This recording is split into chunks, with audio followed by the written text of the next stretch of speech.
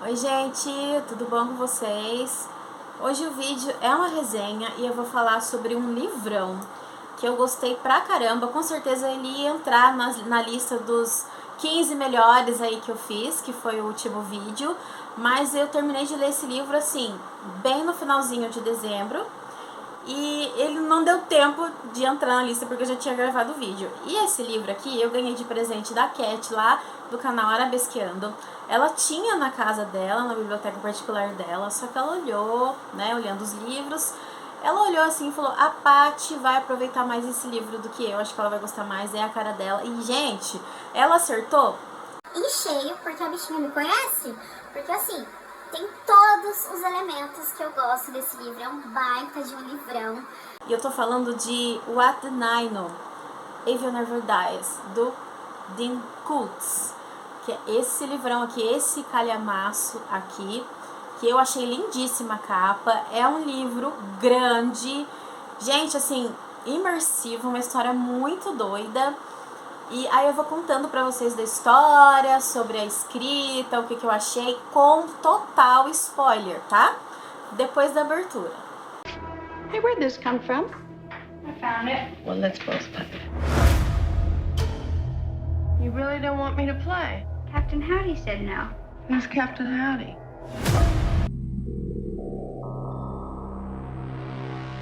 Howdy.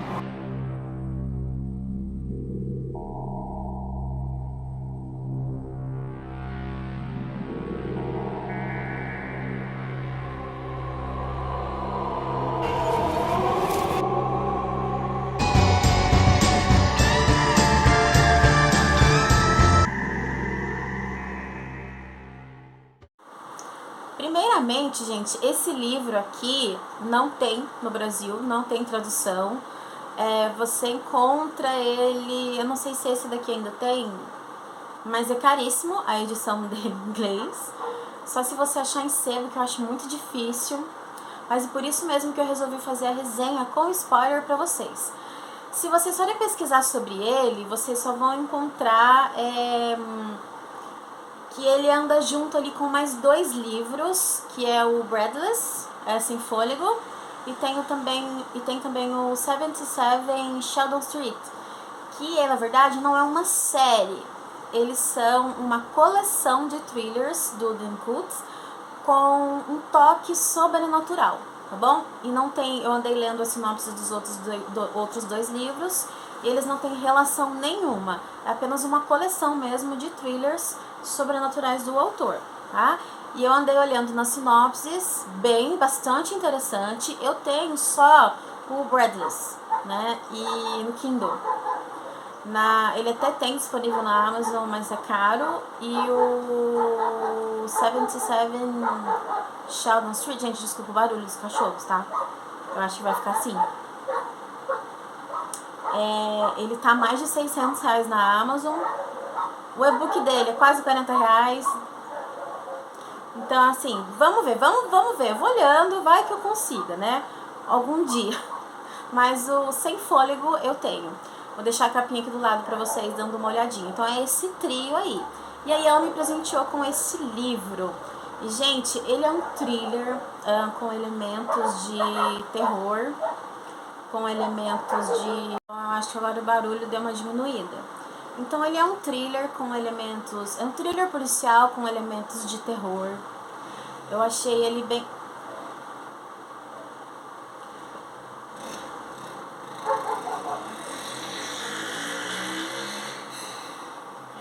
Eu achei ele bastante sinistro, achei muito bem escrito, mas vamos lá. Ele tem uma ordem cronológica dos acontecimentos, onde ele vai e volta do passado, tem flashbacks do protagonista e flashbacks do personagem serial killer aqui. Então, eu vou contando a história, dando spoiler desde o começo do vídeo para colocar em ordem cronológica dos acontecimentos.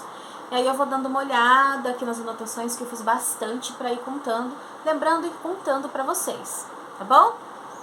Muito bem, gente, aqui a gente vai conhecer o nosso protagonista, que é um policial nos dias atuais. Ele é o John Calvino. E há um pouco mais de 20 anos atrás, ele teve toda a sua família assassinada, o pai, a mãe e as duas irmãs mais novas. Na época ele tinha mais ou menos 14 anos. Então ele teve a sua família assassinada por um serial killer que entrava nas casas e assassinava famílias inteiras. A família do John era a quarta última família atacada por esse serial killer. A quarta e última, porque o John matou esse assassino, que a gente nomeia ele aqui como Blackwood, Alton Blackwood. Eu vou ficar falando sempre Blackwood, tá? Então, ele chegou, atirou no Blackwood. Então, esse foi o último ataque. E isso é uma coisa que, com certeza, né, traumatizou a vida do Blackwood para sempre. Então, nos dias atuais, ele é policial investigador, ele é casado com a Nick e tem 3 filhos, 2 meninas e um rapaz também ali, adolescente. Vou falando também sobre os personagens da família ao longo da resenha, tá bom? Ele vive muito bem com a esposa, ele vive numa casa muito bonita, de 3 andares, belíssima. Eu comentei isso porque a casa vai aparecer muito durante o livro. E a esposa dele trabalha com artes, ela pinta quadros, também estou mencionando isso porque tem a ver com a história. Então ela é artista, ela é muito bem sucedida e ela ganha muito dinheiro. Então eles têm um padrão de vida, uma casa muito bonita, que não é um padrão de um policial, né? Mas a mulher dele aqui no caso é quem ganha muito dinheiro. Então você vai vendo ali que o John, ele cresceu ali com os traumas do passado, né? Ele chegou na casa dele naquela noite fatídica, viu toda aquela cena. E aí, antes do Blackwood morrer, ele sussurra no ouvido do John alguma coisa, que a gente só vem a saber lá mais pro final da história. E ele nunca contou isso pra ninguém, nem pra esposa dele, só mais tarde. E essa frase perturbou muito ele durante toda a sua vida. Ele sempre relembra aquela fatídica noite, aquela frase perturbadora. Passados-se então um pouco mais de 20 anos, existe um criminoso que anda replicando os mesmos crimes que o Blackwood, com as mesmas características. Uma coisinha ou outra que diferencia, mas o modus operandi e alguns detalhes muito específicos são do Blackwood. Vou contar para vocês tudo isso também. Então, ele começa a olhar aquilo nos jornais, a ficar desconfiado, até que o crime que é o mais semelhante, que é o que chama mais a atenção da polícia, que é onde o Billy Lucas, que é o adolescente da família Lucas, mata os pais e as 2 irmãs. E o Billy Lucas é o responsável. Ele tem 14 anos também. E ele tá preso, não tá preso, ele tá detido ali num hospital psiquiátrico. A polícia não sabe o que fazer com ele, se ele fica internado no hospital psiquiátrico, o que fazem com ele, porque dizem que ele é muito perigoso para ficar com os outros jovens delinquentes da mesma idade, mas ele também é muito novo para ficar junto com os outros assassinos do mesmo gabarito que ele. Então ele fica ali. E aí o John fica sabendo, começa o passado, né, a assombrá-lo novamente. Então ele vai até esse hospital psiquiátrico para tentar conversar com o Billy Lucas. Chegando lá, ele já percebe que tem alguma coisa estranha, uma coisa diferente. Não é um garoto de 14 anos falando. Ele fala algumas coisas com acidez, com ironia. Ele olha pro nada, pensativo, ele fala umas coisas estranhas. Sabe aquele olhar distante, quando uma pessoa fala lembrando do passado? Geralmente uma pessoa mais madura é diferente de um garoto de 14 anos, não condiz com um garoto dessa idade. E aí ele acha tudo aquilo muito estranho. E ele pergunta para os enfermeiros do lugar como é que é o comportamento dele. Ele fala sozinho o tempo todo. Só que ele fala... Ele faz perguntas retóricas, né? Para ele mesmo. E às vezes ele mesmo responde. Por exemplo, assim, Billy, o céu... O dia tá muito lindo, né? O céu tá muito azul. Só perguntas retóricas. E ali, na hora que ele vai... O John fica com aquela sensação estranha depois dessa visita. E a única coisa que o Billy fala pra ele antes dele sair... Fala pra ele uma palavra. Ruína. E isso, gente, tem a ver lá na frente que eu vou explicar pra vocês. Então ele só fala isso. Ruína. A partir daquele momento, o John sentiu que junto com ele, uma força estranha também foi junto. Então, a partir do momento que ele entra na casa, é como se uma energia maligna também entrasse junto com ele. E ele colocou... Ele não esqueceu essa palavra, né? O ruína. Muito bem. E aí ele vai estudando o caso, o livro vai falar bastante sobre a fatídica noite em que o Billy cometeu os crimes, vai contando pra gente os detalhes. E a gente também vai sabendo, ele vai voltando nos flashbacks do passado, da noite que traumatizou ele, e também o flashback do crime do Billy, né? A polícia vai remontando, vai contando pra gente, a gente vai conhecendo a história do John e como que é o modus operandi do Blackwood. E ele tem um jeito característico dele, já vou contar pra vocês. Ele é um assassino extremamente cruel, muito perturbado, ele é uma pessoa muito ruim. E quando ele comete os assassinatos, ele mesmo liga pra polícia, não porque se arrependeu e quer mostrar os corpos, né? Ele avisar a polícia por avisar, simplesmente porque aquele crime dele, aquelas vítimas representam um troféu para ele, um triunfo. Então ele não quer que o poder extraordinário corrosivo, que é a decomposição, atinja os corpos sem antes que as pessoas vejam a arte que ele fez. É assim que ele vê, é uma arte. Então, por vaidade e por ego, o que eu fiz, olha a minha arte. Ele chama a polícia antes que comece, então, aqui, como diz o livro, o extravagante processo de decomposição. E aí a polícia vê aquela cena horrenda. O que acontece é que o John começa a estudar, ele fica com aquele comportamento estranho do Billy lá no hospital. Ele começa a estudar o caso e ele acaba descobrindo que o Blackwood é um serial killer ritualístico. Ele tem todo um ritual, eu vou descrever aqui pra vocês. E ele também, o John chega à conclusão que ele utiliza o calendário lunar. Então, pelas contas dele, ele vai atacar uma próxima família daqui a 33 dias. Então, o que é o que vai falar? O que o livro fala, né? É um fantasma. Desculpa, gente. É um fantasma. Então, assim, o John já começa a pensar várias coisas. Ele é um policial. Ele age pela racionalidade. Mas como assim? Naquela conversa que ele teve no hospital com o Billy, ele observa que o garoto fala coisas que só o Blackwood sabe. Que aquele garoto não tinha como saber. Inclusive, a frase final que perturba o John, o Billy fala pra ele também antes dele sair.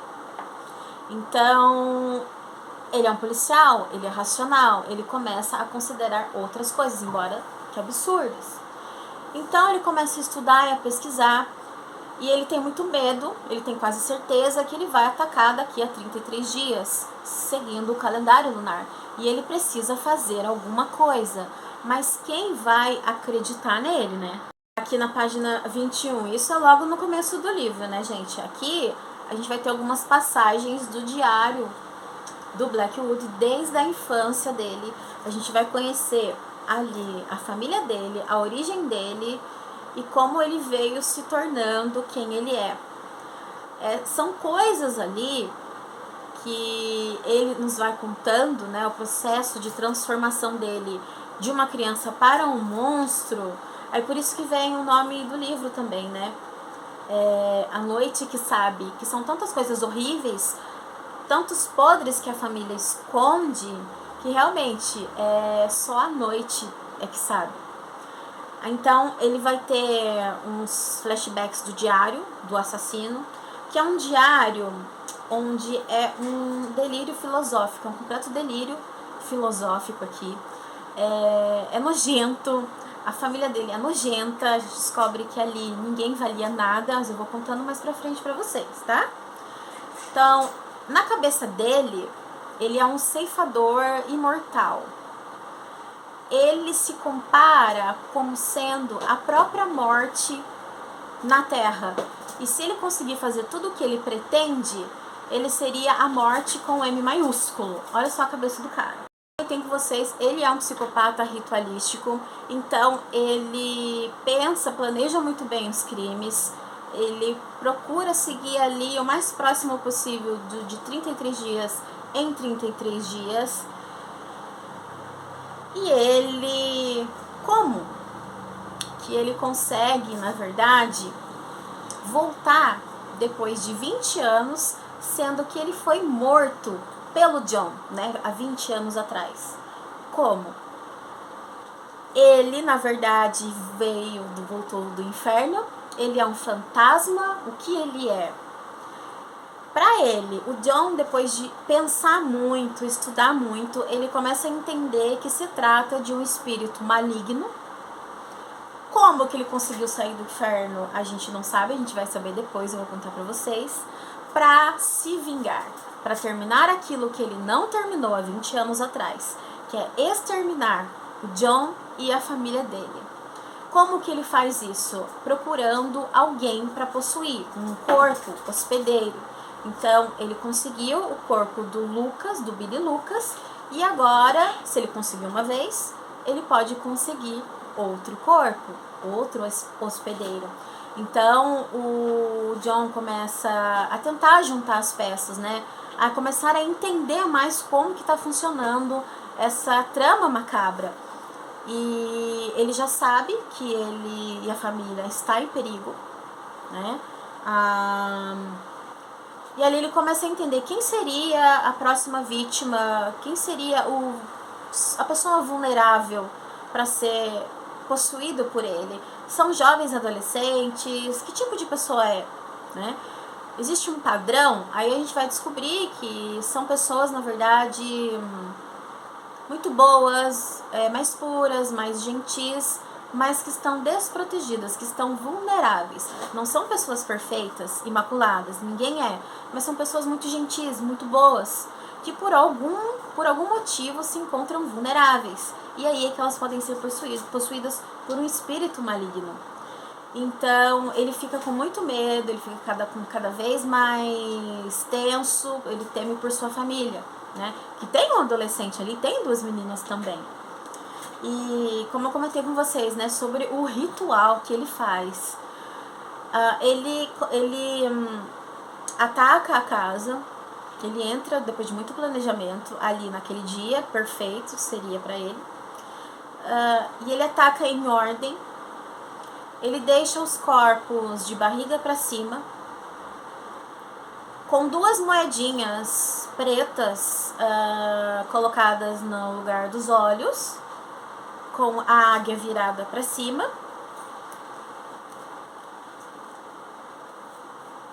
E dentro da boca ele deixa uma espécie de disco,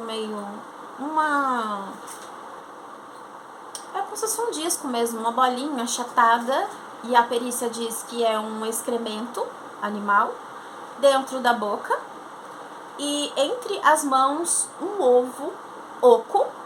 Para segurar o ovo, para que o ovo não caia, ele amarra os 2 polegares, né? Então a pessoa fica morta de barriga para cima, com esses objetos no rosto, segurando um ovo oco.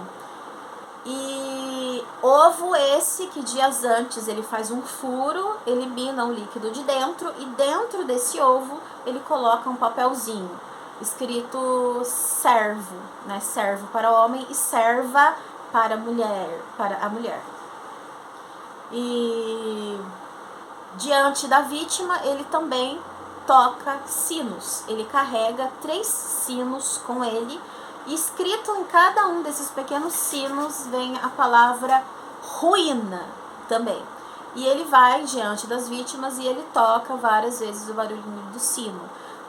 No dia que o John saiu do hospital, que ele conversou com o Billy Lucas, ele entra na casa dele. Lembra que eu falei que ele acha que com ele veio algo a mais, algo que não é deste mundo, algo maligno? Ele começa a sentir barulhos de sininhos, de repente. Então ele volta uns flashbacks da noite fatídica. Começa a cair a temperatura bruscamente, de repente 20 graus despenca. Vocês sabem o que é isso, né? Temperaturas bruscas dentro do ambiente do nada. Barulhos também do nada. Cheiro insuportável de podre, de carniça que vem do nada, que você não consegue achar de onde veio. A esposa dele, que é artista, começa a ver coisas no quadro, começa a ver uma aparição preta nas fotos da família, atrás da família, que antes não estava ali. Ele tem 2 filhas e uma das meninas, que é a Minnie eu acho que é apelido pra Amélia, né, gente? Que é a Minnie, ela é médium. A Minnie vê pessoas mortas desde sempre, mas ninguém sabe disso. Ela não conta pra ninguém. Então, ela vê pessoas mortas. Antes para ela era difícil lidar, mas hoje ela já, quando ela entra, por exemplo, numa vendinha, numa padaria, de repente entra uma pessoa morta e ela já está acostumada com isso. Ninguém faz nada para ela. Ela já está acostumada, ela sente presenças malignas. E ela é a primeira que começa a sentir que tem coisa errada lá também. Elas começam a ver uma criatura, uma sombra preta diante do espelho, mas elas não sabem dizer o que é aquilo, né? Até então, o único que está desconfiando de forças sobrenaturais é o John. O John, ele se vê cada vez mais tenso. E como que ele vai falar para um outro policial, para o seu parceiro, que o caso do Billy Lucas, na verdade, eles estão lidando com uma dimensão sobrenatural? Como que ele vai explicar isso? Ele pode chegar até a perder a função dele, ou então ser dado como louco, com alguém que precisa de tratamento e ser afastado, né? Consequências do trauma do passado.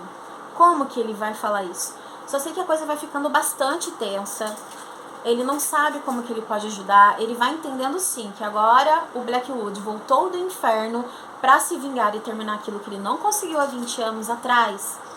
E ele procura sim alguém para possuir. Então, o livro no meio ele vai ganhar bastante ação, tá? A gente vai ter aqui uma família que vai ser assassinada. O John não vai conseguir impedir. E ele vai ficando cada vez mais nervoso, cada vez com mais receio pela sua família. A gente vai ter aqui a aparição de um padre, né, no meio da história, onde já bate aquele desespero, ele não sabe mais o que fazer. E é um padre que já foi um padre exorcista, porque ele já não tem mais a quem recorrer. E ele vai conversar com esse padre, explica toda a história, dá todos os dados. E o padre fala assim pra ele, dá os conselhos pra ele. O que será que a gente está lidando aqui? O padre fala pra ele, eu não posso entrar na casa para fazer exorcismo, porque eu fui expulso da igreja por má conduta, enfim. E não posso de maneira nenhuma realizar um exorcismo. Eu, sinceramente, eu não sei como eu posso te ajudar. Porque você chamar um padre exorcista para ir lá e abençoar a casa, para fazer, né, um ritual, é muito complicado. Então ele fica meio assim, não sei o que eu faço, né? Eu tô sozinho nessa. A coisa tá ficando, escalonando, tá ficando cada vez pior. Ok, aí o padre explica para ele com que eles estão lidando. Que na verdade o buraco é mais embaixo e que a resposta está no próprio ritual. E aí o padre começa a explicar para ele com que eles estão lidando ali. Não é apenas um fantasma. Sim, um fantasma saiu do inferno, mas a gente também tem uma entidade demoníaca. O demônio aqui nessa história está ajudando o Blackwood. Agora eu vou dando uma olhada aqui nas minhas anotações, eu vou olhando e eu vou contando pra vocês para não esquecer de nada importante, tá? Lembra que eu falei pra vocês que uma das meninas, a Mimi, ela tem sim poderes mediúnicos e as meninas começam a ver uma aparição ali, né, bem no começo da história, no espelho. E uma das meninas acha que aquilo não é nada demais, sabe? Assim, inocente.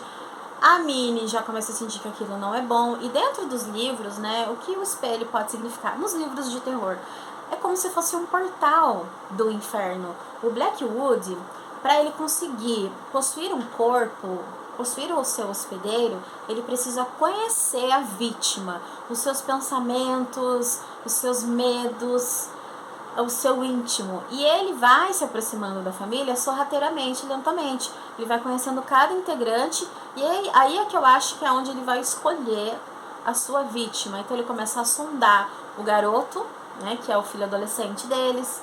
Então ele precisa conhecer a sua vítima. Gente, agora eu vou dar uma focada aqui na história do Blackwood. Ai, gente, ele veio de uma família completamente disfuncional, ninguém vale absolutamente nada ali, e é uma família que dá luz a crianças que vêm do incesto, tá? Então, o patriarca da família, como é descrito aqui, é usado isso, ele é o patriarca da família, que é o líder ali. Ele tem como objetivo criar uma linhagem de homens e mulheres perfeitos, de beleza estonteante, como se nunca se viu nada antes. É uma linhagem perfeita. Eles são muito bonitos e ele pratica um incesto. O nosso personagem, vem de um incesto.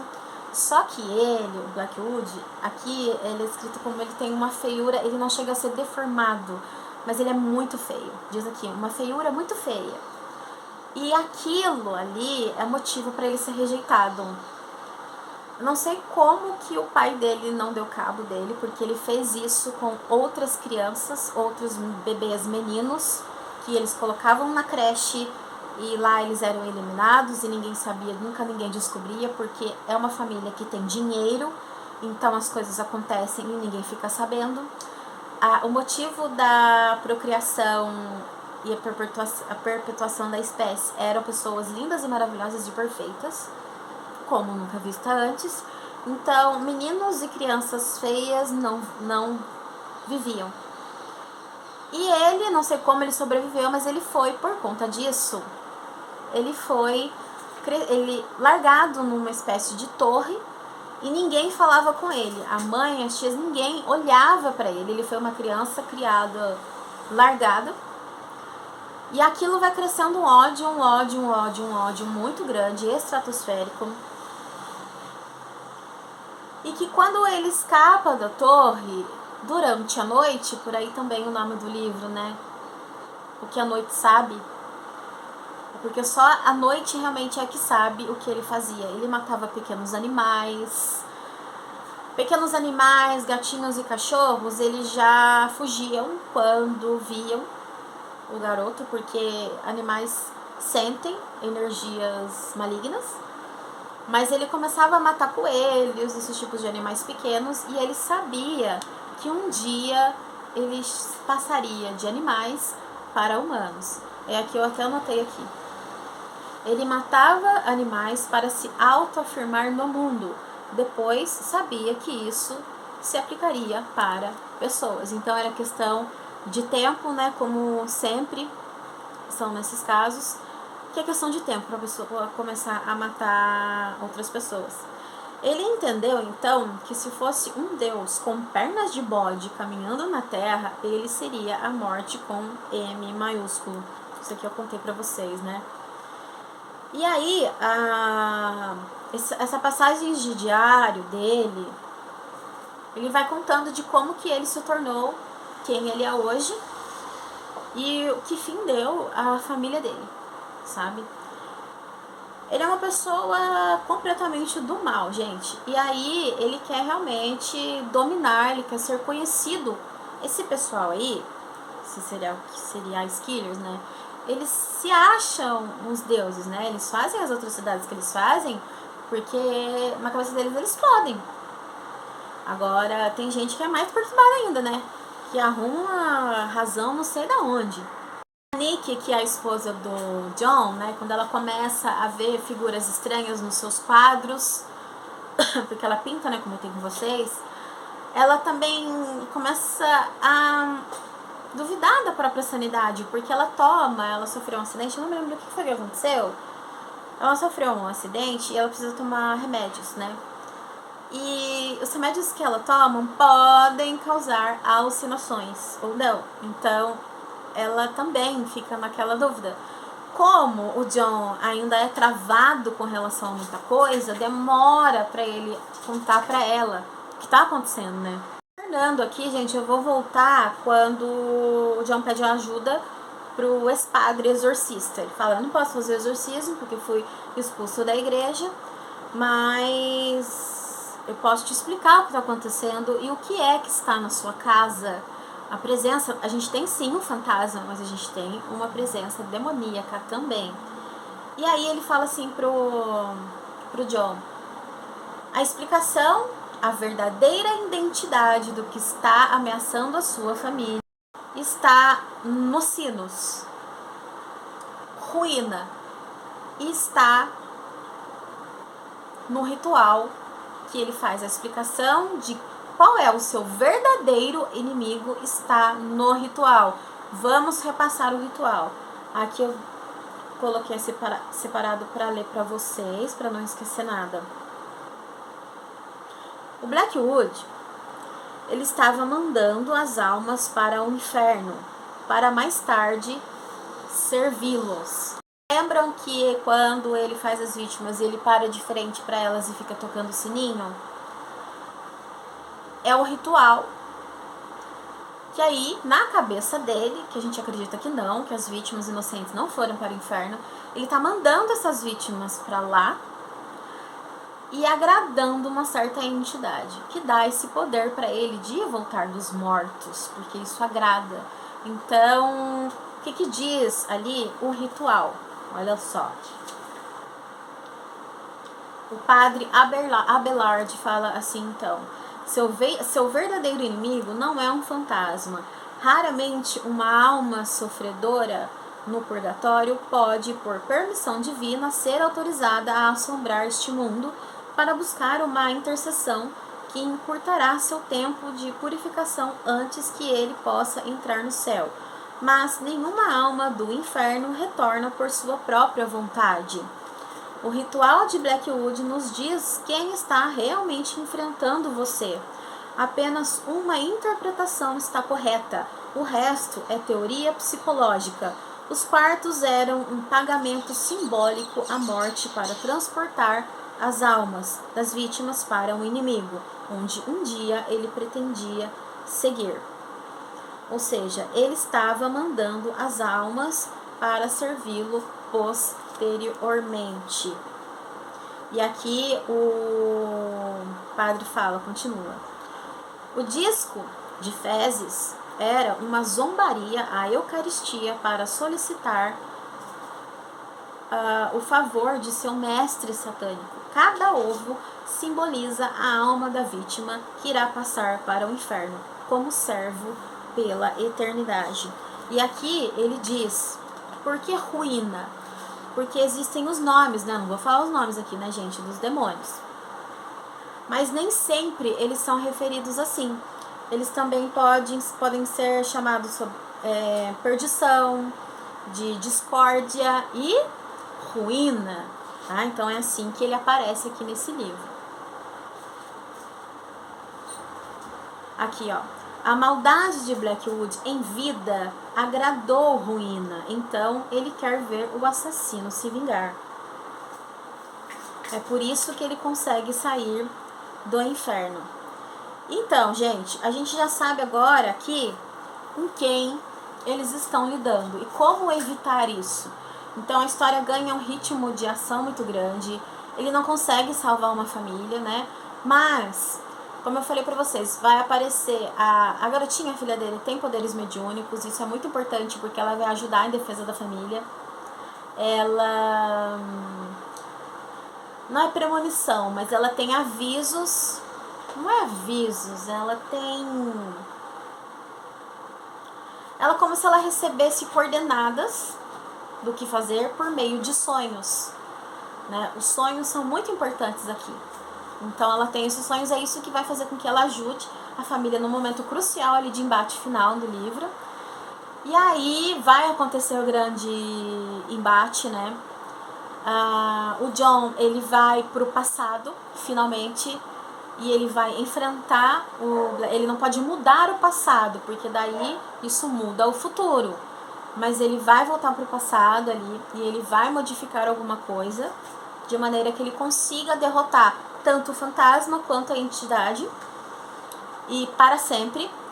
E aí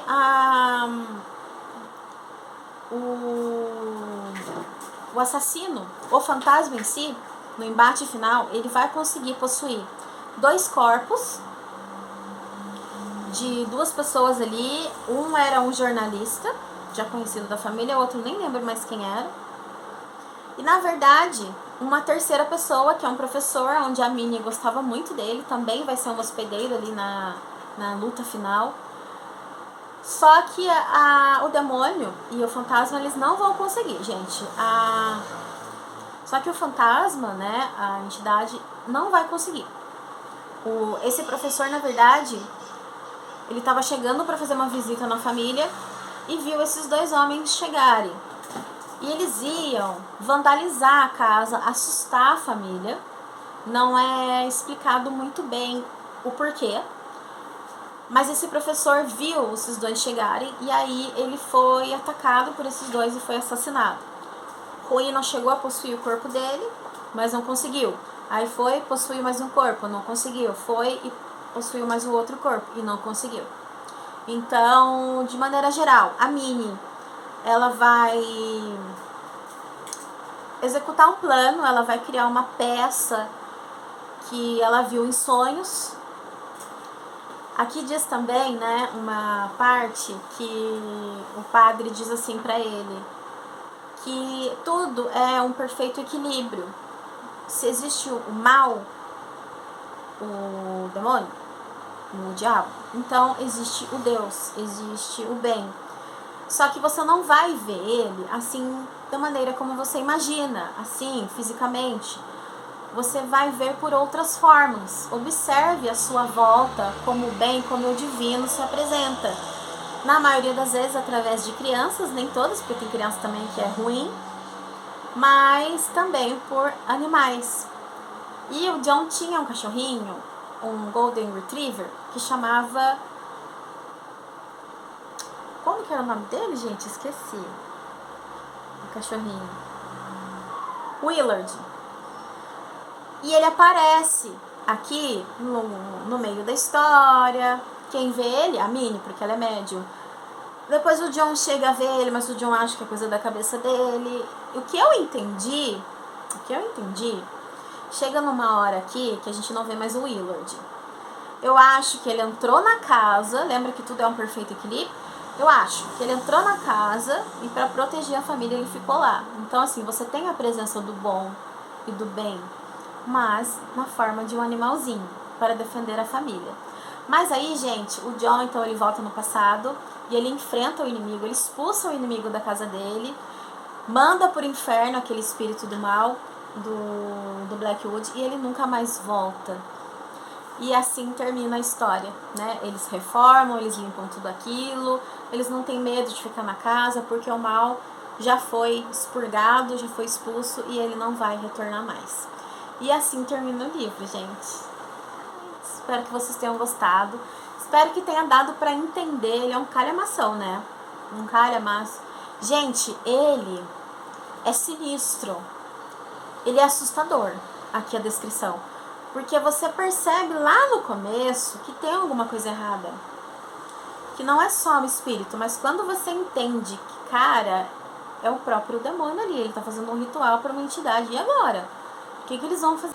Você fica aflita, porque você quer que a família sobreviva. É uma corrida contra o tempo.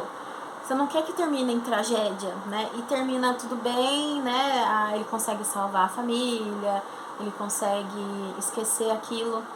Lembra daquela frase que o John ouviu do Blackwood lá, quando ele matou? Como que aconteceu? Como que ele conseguiu matar o assassino, né? Aqui explica também. O John só conseguiu sobreviver aquela fatídica noite porque ele estava na adolescência, ele estava naquela fase de namorar escondido. Ele saía quase todas as noites escondido pela janela para namorar uma mocinha ali da vizinhança. E nesse dia ele fez a mesma coisa. E ele voltou tipo umas quase 4 horas da manhã.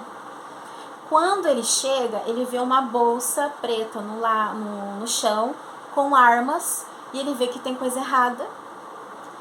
E que não é normal, que aquilo tem coisa acontecendo. E aí quando ele entra no banheiro, ele vê a cena horripilante da irmã morta. E ele entende que ele só sobreviveu porque a irmã foi muito perspicaz. O Blackwood perguntou: onde está o seu irmão? Ela disse: ele não vai voltar, ele não está aqui. Ele foi passar o final de semana na casa da avó. Isso é que salvou a vida dele, porque o Blackwood estava lá na casa esperando ele chegar, porque daí era só dar um tiro e pronto, ritual completo. E não, nisso ele viu que tinha coisa errada. Ele viu o corpo da irmã no banheiro, ele já pegou a arma, ele já estava com a arma engatilhada. É uma família que sabia manusear armas, ele sabia, o pai havia ensinado, e ele atira no criminoso. Antes do criminoso morrer, ele vira e sussurra para ele assim: você vai crescer, você vai ter uma família e eu vou fazer pior com a sua família do que eu fiz com essa. Então foi uma promessa de vingança. Foi isso que perturbou a vida do John pro resto da vida dele. Gente, é isso o livro. Eu contei tudo pra vocês, né? Só não contei os detalhes da ação, porque não tem como. Mas é isso o livro. Espero que vocês tenham gostado do vídeo imenso, eu falei pra caramba. Deixem aqui embaixo, vão comentando, tá bom?